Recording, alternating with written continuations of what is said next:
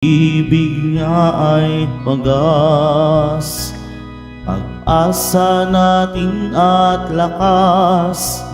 Pagpapala niya ay laging bumubuhos, purihin natin ang Diyos.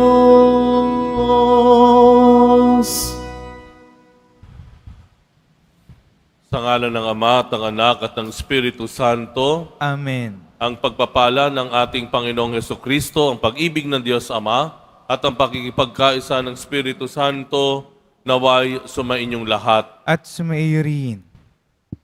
Panginoong Jesus, Ikaw po ang aming kapahingahan, kalakasan. Panginoon, kaawaan mo kami. Panginoon, kaawaan mo kami.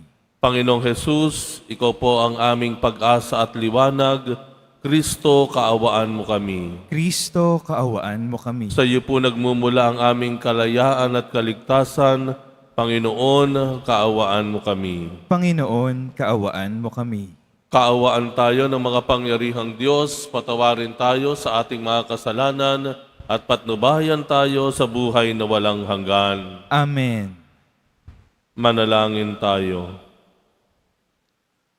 Ama naming makapangyarihan, nililiwanagan ng iyong maaasahang ilaw ang mga naliligaw ng iyong pinababalik sa daan para ikaw ay matagpuan. Ang mga kabilang sa nananalig sa iyong anak ay pagkalooban mong makapagwaksi sa tanang salungat sa ngalang Kristiyanong sa iyo'y tinanggap, upang ito ay talagang mapangatawan ng ganap. Sa pamamagitan ni Hesukristo kasama ng Espiritu Santo, magpasawalang hanggan. Amen. Magsiupo muna ang lahat. Pagbasa mula sa aklat ng Exodo.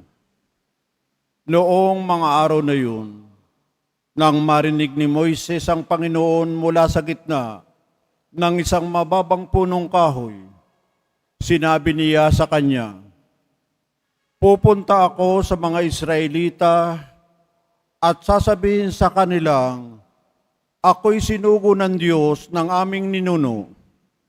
Ngunit ano po ang sasabihin ko kung itanong nila kung sino ang nagsugo sa akin?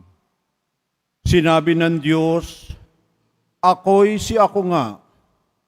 Sabihin mong sinugo ka ni ako nga ng Panginoon, ng Diyos, ng inyong mga ninuno, ng Diyos ni Abraham, Isaac, at Jacob. At ito ang pangalang itatawag nila sa akin, magpakailanman. Lumakad ka na at tipunin mo ang mga lider ng Israel. Sabihin mo sa kanilang, napakita ako sa iyo, akong Panginoon, ang Diyos ng inyong mga ninuno, nina Abraham, Isaac, at Jacob. Sabihin mong ako'y bumaba at nakita ko ang ginagawa sa kanila ng mga Ehipsyo. Dahil dito, iaalis ko sila sa bansang iyon na nagpapahirap sa kanila. Dadalhin ko sila sa mayaman at masaganang lupain ng mga Kananeyo, ng mga Heteyo at mga Amoreyo, ng mga Pereseyo, ng mga Hebeyo at ng mga Hebuseyo. Pakikinggan kanila, pagkatapos isama mo ang mga lider at pumunta kayo sa Paraon. Sabihin mong akong Panginoon, ang Diyos ng mga Hebreo, ay napakita sa iyo at kayo'y maglalakbay ng 3 araw papunta sa ilang upang maghandog sa akin. Alam kong hindi siya papayag hanggat hindi siya dinadaan sa dahas. Kaya ipadadama ko sa kanila ang bigat ng aking kamay. Parurusahan ko ang buong Ehipto sa pamamagitan ng mga kababalaghan Pagkaraan noon, papayagan na niya kayong umalis. Ang salita ng Diyos. Salamat sa Diyos. Nasa isip ng may kapal, ang tipan niya kailanman. Nasa isip ng may kapal ang tipan niya kailanman. Dapat na ang Diyos, itong Panginoon ay pasalamatan. Ang kanyang ginawa sa lahat ng bansay, dapat ipaalam. Ating gunitain ang kahanga-hanga niyang mga gawa. Ang kanyang paghatol, gayon din ang kanyang ginawang himala. Nasa isip ng may kapal ang tipan niya kailanman. Ang tipang pangako'y laging nasa isip niya kailanman. Ang mga pangakong kanyang binitiwan sa lahat ng angkan.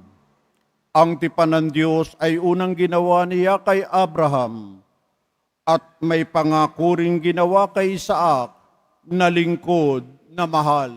Nasa isip ng may kapal ang tipan niya kailanman. Ginawa ng poon ay kusang pinarami ang kanyang hinirang. Pinalakas ito higit pa sa lakas ng mga kaaway. Tinulutan niyang doon sa Ehipto sila ay itakwil. Ipinabusabos at pinahirapan ng gawing alipin. Nasa isip ng may kapal ang tipan niya kailanman. Saka inutusan itong si Moises, sinugo ng Diyos. Sinugo rin niya pati si Aaron, ang piniling lingkod. Sa bansang Ehipto'y maraming himalang ginampanan sila. Sa utos ng Diyos, maraming himalang doon ay nakita. Nasa isip ng may kapal ang tipan niya kailanman. Magsitayo po ang lahat.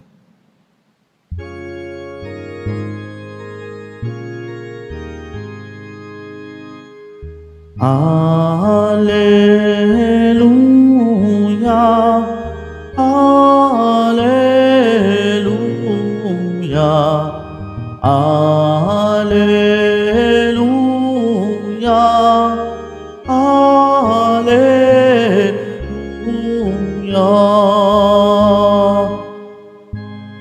Kayong mabigat ang pasan, ay kay Jesus maglapitan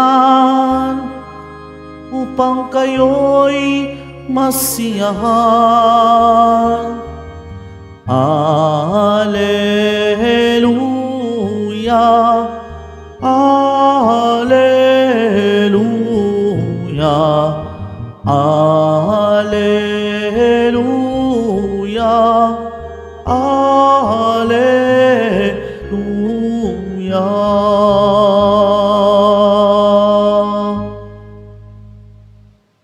Sumainyo ang Panginoon. At sumaiyo rin. Ang mabuting balita ng Panginoon ayon kay San Mateo. Papuri sa iyo, Panginoon. Noong panahong iyon, sinabi ni Jesus, "Lumapit kayo sa akin, kayong lahat ng napapagal at nabibigatan sa inyong pasanin, at kayo'y pagpapahingahin ko. Pasanin ninyo ang aking pamatok at mag-aral kayo sa akin. Ako'y maamo at mababang loob at makasusumpong kayo ng kapahingahan para sa inyong kaluluwa, sapagkat maginhawang dalhin ang aking pamatok at magaan ang pasaning ibibigay ko sa inyo." Ang mabuting balita ng Panginoon. Pinupuri ka namin, Panginoong Hesukristo. Magsiupo muna ang lahat.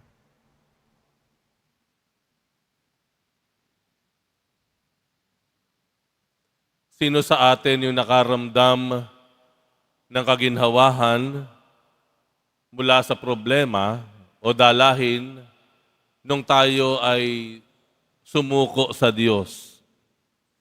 Nung tayo ay nagdasal o lumapit sa Diyos? Siguro po ito ay pangkaraniwang karanasan natin. Ito po ang nagpapatotoo doon sa unang bahagi ng Ebanghelyo na nagsasabi ang Panginoon, lumapit kayo sa akin, kayong lahat ng napapagal at nabibigatan sa inyong pasanin at kayo'y pagpapahingahin ko. Naroon naman kasi ang pangako ng Panginoon. Pero ang totoo, lagi po bang ganun ang nangyayari? Yun po ba ay karanasan ng lahat? Na pagkatapos tayong sumuko sa Diyos, ay nakaramdam na tayo ng ganap na kaginhawahan at kalayaan sa problema natin? Kung atin po talagang pakasusuriin, sabihin natin, ay hindi naman. May mga pagkakataon nga na lumapit na nga ako sa Diyos, isinuko na nga sa Kanya. Siya na nga ang pinanguna ko sa aking buhay. Pero bakit may problema pa rin? Bakit meron pa ring bigat? Bakit ganun? Akala ko ba, Lord, pag lumapit kami sa iyo, lahat maayos na. Di ba, Lord, sabi mo yon? Basta isuko namin lahat sa iyo at ang lahat ay magiging maayos at maganda na. Bakit ganun, Lord? Minsan nga naiisip ko, Lord, kung hindi na sana ako lumapit sa iyo eh. Kasi nung lumapit ako sa iyo, parang nadagdagan pa nga yung problema ko eh. May ganun na karanasan ng tao. Tama po? Tama po ba?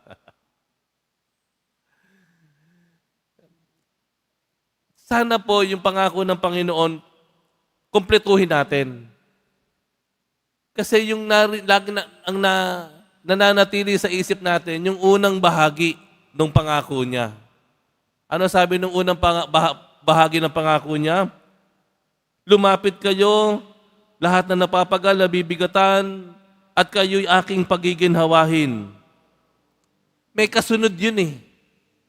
Doon lang kasi ito tumitigil eh. Ano yung kasunod? Sabi dito, pasanin ninyo. Papasanin ninyo. May papasanin pa rin tayo. At ano sabi pa dito? Mag-aral kayo. Yung iba ayaw na nga mag-aral. Pagod na ako, Lord. Ayoko na mag-aral. Akala ko ba pag lumapit ako sa iyo, ako'y makakaramdam ng kapahingahan. Tapos eto ikaw, may papasanin pa pala ako at mag-aaral pa uli ako. Diba? Tama ba? Alam po ninyo, yung kapahingahan na tinutukoy ng Panginoon ay hindi ibig ipagkahulugan, ay sitting pretty na lang tayo sa mundong ito. Kumukuya-kuya-kuya na lang tayo nakasandal, sumisipol-sipol, habang tayo ay nasa tabi ng dagat. Ay hindi po ganoon. Meron pa rin po tayong papasanin. Meron pa rin tayong hamon. At ang hamon na iyon, ang nais ng Panginoon, matuto tayo dun sa mga hamon. Lumawak yung ating pag-unawa dahil inag-aaral tayo, tumibay ang ating pananampalataya at mas maging malalim ang ating pagtanggap sa buhay. Hindi tayo bibigyan ng pangako ng Diyos na parang mabulaklak lamang para tayo ay pagbigyan. Hindi po mangangako ang Panginoon na parang mababaw lamang, superficial, skin deep lang, hindi. Ang mangangako ang Panginoon ng totoo. Yung buong katotohanan na magpapalaya din naman sa atin. Pakatandaan po natin na sa pagdulog natin sa Diyos, halimbawa, pumasok ka sa simbahan ng Quiapo, nanonood ka sa live stream, taas ang kamay mo, isinuko mo sa Panginoon, praise the Lord, salamat sa Panginoon. Naisuko ko sa Kanya, naibuhos ko sa Kanya yung aking saloobin, yung aking dinadala, at ikaw ay maginhawang lalabas ng simbahan at matatapos mo yung misa ng live stream natin. Pero, hindi po hanggang doon lang ang gawain ng Panginoon. Hindi hanggang doon lamang. Bahagi ng plano ng Diyos, meron ka pa ring krus na dadalhin. Parang siya. Hindi naman niya binitawan yung krus at iniwan. Dinala niya hanggang sa kaduluduluhan. Meron pa rin po tayong papasaning pamatok. Ang tawag nga po dito, pamatok. Alam niyo ba yung pamatok? Ito po yung nasa batok ng kalabaw, na kahoy, na ito ang sumasangkalang sa kanyang batok sa likod at yung pinangihila ng mga kalabaw. No? So, pasanin niyo ang aking pamatok. Meron pa rin ba tayong bibuhatin? Meron pa rin ilalagay sa ating batok, sa ating balikat, pero mag-aaral tayo, may matututunan na tayo. Meron ng paglago na mangyayari sa atin. At alam natin, hindi na tayo nag-iisa. Alam natin, yung ilalagay ng Panginoon sa atin ay hindi para idiin tayo kung hindi kayang-kaya natin yung ibibigay ng Diyos kung ano man yung dadalhin natin. Yan. Yan ang pangako ng Diyos. Yan ang tunay na kapahingahan. Ang tunay na kapahingahan ng Panginoon ay hindi yung wala ka nang dadalhin. Ang tunay na kapahingahan ng Panginoon, meron ka pa rin dadalhin, pero matututo ka pa. Titibay ka pa, lalawak ang iyong pangunawa, at magiging mas matatag ang iyong pananampalataya. Dahil kasama mo na ang Panginoon, dahil na may mas malalim na kahulugan ang iyong pinapasan na problema o suliranin. Kaya mga kapatid, sabihin natin sa Panginoon sa misang ito, Lord, sinusuko ko po sa inyo ang lahat. Yun po yung iyong pangako. Lumapit kami sa inyo at kami iyong pagpapahingahin. Lumalapit po kami sa iyo, Panginoon. Ibinibigay po namin sa iyo, sinusuko namin sa iyo ang aming problema, pati ang aming sarili. At Panginoon, alam mo, handa po kaming dalhin pa ang mga krus na ilalagay mo sa amin, sa aming mga balikat. At alam namin, Panginoon, handa kami na matuto, na lumawak ang aming kaalaman, lumalim ang aming pagkaunawa, at tumibay ang aming pananampalataya.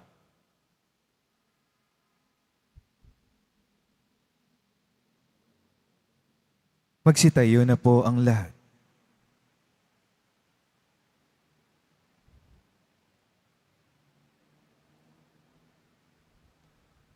Minamahal kong mga kapatid, sinabi ni Jesus, lumapit sa akin lahat kayong nahihirapan at may pinapasan, at pagiginhawahin ko kayo. May pananalig sa kanyang pangako, ipahayag natin ang ating mga pangailangan sa kanya. Jesus, ikaw ang aming kapayapaan. Jesus, ikaw ang aming kapayapaan. Ang simbahan, naway gabayan tayo sa daan ng kapayapaan at pakikipagkasundo, manalangin tayo. Jesus, ikaw ang aming kapayapaan. Ang mga natutokso sa kawalan ng pag-asa dahil sa bigat ng kanilang mga suliranin, naway makatagpo ng sandigan kay Jesus at mailagay sa kanyang mga kamay ang kanilang mga alalahanin at ligalig, manalangin tayo. Jesus, ikaw ang aming kapayapaan. Ang mga nagdurusa sa maligalig na kaisipan, naway magkaroon ng kapayapaan kay Kristo, manalangin tayo. Jesus, ikaw ang aming kapayapaan. Ang mga nahihirapan sa tindi ng sakit ng katawan at karamdaman, naway makatagpo ng kasiyahan at kagalingan sa mga kumakalinga at tagaroga sa kanila, manalangin tayo. Jesus, ikaw ang aming kapayapaan. Ang mga yumao, naway magbunyi sa walang hanggang kaligayahan sa kaharian ng Diyos, manalangin tayo. Jesus, ikaw ang aming kapayapaan.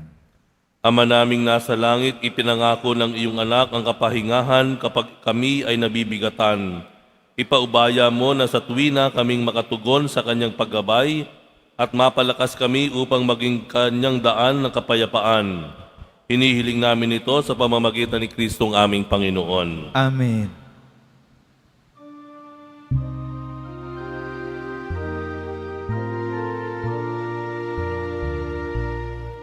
Tanggapin ninyo, O Diyos naming Ama,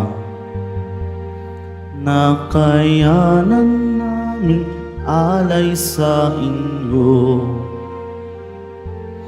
Galing din po sa inyo mga biyaya na ito, tinapay at alak mula sa aming ani. Inyo po nawa itong ikaligaya. Kung mamarapating po sila'y inyong gawin. Katawan at dugo ng inyong anak, minamahal namin Jesus. Minamahal namin Jesus. Magsitayo na po ang lahat. Manalangin kayo mga kapatid upang ang paghahain natin ay kalugdan ng Diyos amang makapangyarihan. Tanggapin nawa ng Panginoon itong paghahain sa iyong mga kamay, sa kapurihan niya at karangalan, sa ating kapakinabangan at sa buong sambayanan niyang banal. Ama naming lumikha, tungayahan mo ang mga alay ng iyong sumasamong sambayanan at tanggapin mo ang mga ito para madagdagan ang iyong kabanalan sa mga nananalig na tunay. Sa pamamagitan ni Hesukristo kasama ng Espiritu Santo, magpasawalang hanggan. Amen. Sumainyo ang Panginoon. At sumaiyo rin. Itaas sa Diyos ang inyong puso at diwa. Itinaas na namin sa Panginoon. Pasalamatan natin ang Panginoong ating Diyos. Marapat na siya ay pasalamatan. Ama naming makapangyarihan, tunay ngang marapat na ikaw ay aming pasalamatan. Sa iyong paglingap at kagandahang loob, ang tao'y nilikha mo at pinangasiwa sa sansinukob. Sa hangad mong siya'y iwastong lubos, siya'y pinagdusa mo sa kanyang pagtalikod. Sa iyong paggiliw, iyong ipinahintulot na makabalik siya sa pamamagitan ni Kristo Jesus. Kaya kaisa ng mga anghel na nagsisiabit ng papuri sa iyo nang walang humpay sa kalangitan, kami nagbubuni sa iyong kadakilaan. Santo, Santo, Santo, Panginoong Diyos ng mga hukbo, napupuno ang langit at lupa ng kadakilaan mo. O sana sa kaitaasan, pinagpala ang naparirito sa ngalan ng Panginoon. O sana sa kaitaasan, magsiluhod po ang lahat. Ama naming banal, ikaw ang bukal ng tanang kabanalan, kaya't sa pamamagitan ng iyong Espiritu, gawin mong banal ang kaloob na ito, upang para sa amin ay maging katawan at dugo ng aming Panginoong Hesukristo. Bago niya pinagtiis ang kusang loob na maging handog, hinawakan niya ang tinapay. Pinasalamatan kanya, pinaghati-hati niya yon. Iniabot sa kanyang mga alagad at sinabi, tanggapin ninyong lahat ito at kanin, ito ang aking katawan na ihahandog para sa inyo.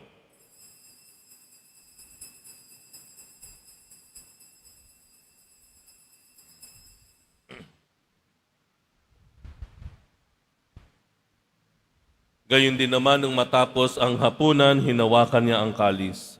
Muli kanyang pinasalamatan. Iniabot niya ang kalis sa kanyang mga alagad at sinabi, tanggapin ninyong lahat ito at inumin. Ito ang kalis ng aking dugo ng bago at walang hanggang tipan, ang aking dugo na ibubuhos para sa inyo at para sa lahat sa ikapagpapatawad ng mga kasalanan. Gawin ninyo ito sa pag-alala sa akin.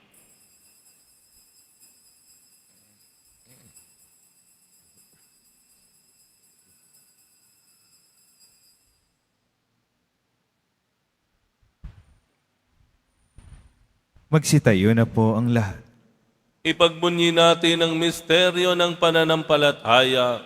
Si Kristo'y namatay, si Kristo'y nabuhay, si Kristo'y babalik sa wakas ng panahon. Ama, ginagawa namin ngayon ang pag-alala sa pagkamatay at muling pagkabuhay ng iyong anak. Kaya't iniaalay namin sa iyo ang tinapay na nagbibigay buhay at ang kalis na nakakaloob ng kaligtasan. Kami nagpapasalamat dahil kami iyong minarapat na tumayo sa harap mo para maglingkod sa iyo. Isinasamo namin kaming magsasalo-salo sa katawan at dugo ni Kristo ay mabuklod sa pagkakaisa sa pamamagitan ng Espiritu Santo. Ama, lingapin mo ang iyong simbahang laganap sa buong daigdig. Puspusin mo kami sa pag-ibig, kaisa ni Leon na aming Papa at ni Jose, na aming Arsobispo at ng Tanang Kaparian. Alalahanin mo rin ang mga kapatid naming nahimlay na may pag-asang sila'y muling mabubuhay, gayon din ang lahat ng mga pumanaw. Kaawaan mo sila at patuloyin sa iyong kaliwanagan. Kaawaan mo at pagindapatin kaming lahat na makasalo sa iyong buhay na walang wakas, kaisa na mahal na Birheng Maria na ina ng Diyos, ng kabiyak ng puso niyang si San Jose, kaisa ng mga apostol ni San Juan Bautista, at ang lahat ng mga banal na namuhay dito sa daigdig ng kalugod-lugod sa iyo, maipagdiwang nawa namin ang pagpupuri sa ikararangal mo sa pamamagitan ng iyong anak na aming Panginoong Hesukristo. Sa pamamagitan ni Kristo, kasama niya at sa Kaniya, ang lahat ng parangal at papuri ay sa iyo, Diyos amang makapangyarihan, kasama ng Espiritu Santo, magpasawalang hanggan. Amen. Idalangin po natin ang kaharian ng Diyos ay mapasa atin at ang kanyang kalooban ay magawa nating sundin. Ama namin, sumasalangit ka. Sambahin ang ngalan mo, mapasa amin ang kaharian mo, sundin ang loob mo dito sa lupa para ng sa langit. Bigyan mo kami ngayon ng aming kakanin sa araw-araw at patawarin mo kami sa aming mga sala para ng pagpapatawad namin sa nagkakasala sa amin. At huwag mo kaming ipahintulot sa tukso at iadya mo kami sa lahat ng masama.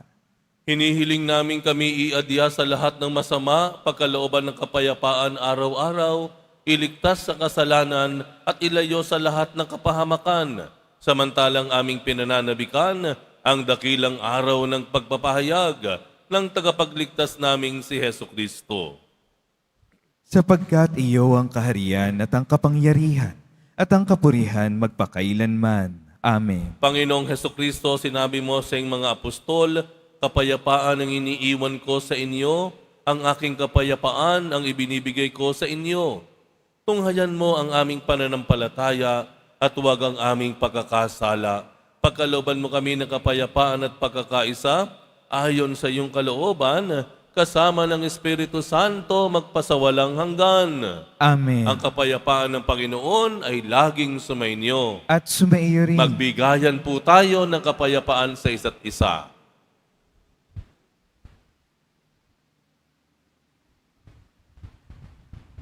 Kordero ng Diyos na nag-aalis ng mga kasalanan ng sanlibutan, maawa ka sa amin. Kordero ng Diyos na nag-aalis ng mga kasalanan ng sanlibutan, maawa ka sa amin. Kordero ng Diyos na nag-aalis ng mga kasalanan ng sanlibutan, ipagkaloob mo sa amin ang kapayapaan. Magsiluhod po ang lahat.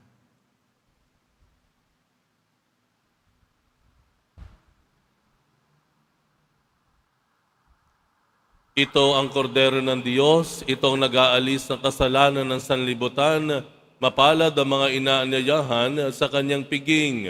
Panginoon, hindi ako karapat-dapat na magpatuloy sa iyo, ngunit sa isang salita mo lamang ay gagaling na ako.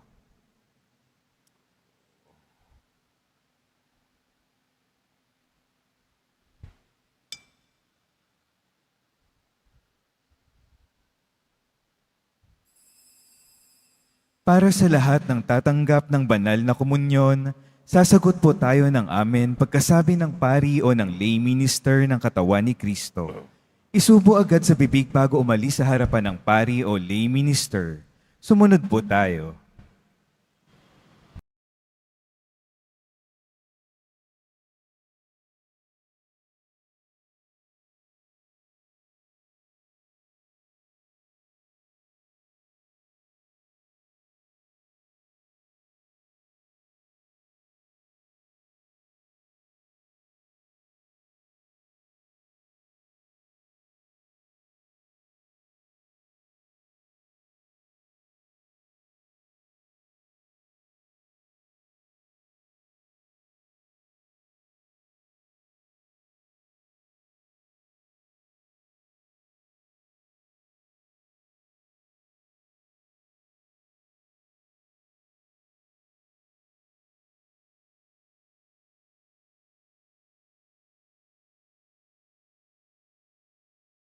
Tayo.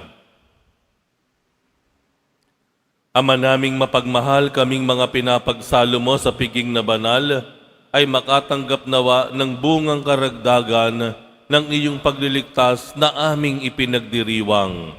Sa pamamagitan ni Hesu Kristo, kasama ng Espiritu Santo, magpasawalang hanggan. Amen.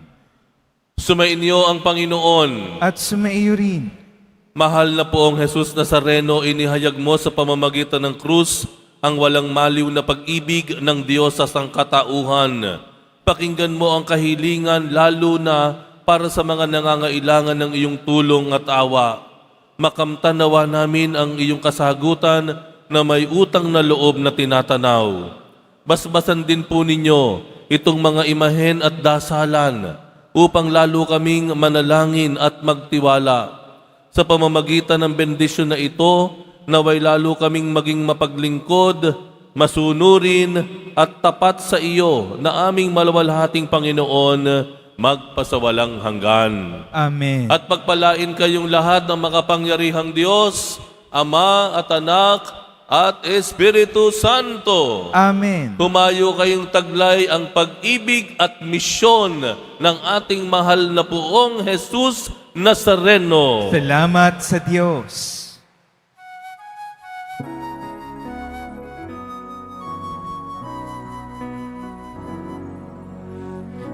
Padre Jesus Nazareno, sinasamba ka namin. Pinipintuho ka namin. Aral mo ang aming buhay at kaligtasan. Nuestro Padre Jesus Nazareno, iligtas mo kami sa kasalanan. Ang krus mong kinamatayan ay sagisag ng aming kaligtasan.